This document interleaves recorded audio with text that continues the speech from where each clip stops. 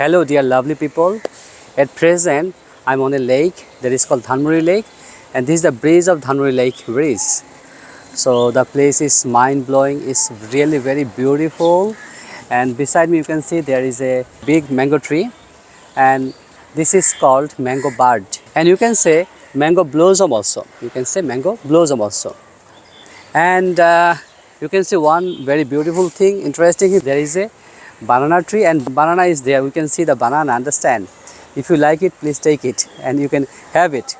This is the most beautiful and interesting place in Dhanmondi area. If people are free and they love to visit any place, their first choice is Dhanmondi Lake and Dhanmondi Bridge. Normally the children and the female person, they love to take snaps, pictures in this bridge, okay? And I'm making video to improve my English and to encourage my students. Please make videos if you want to improve your English. Thank you very much.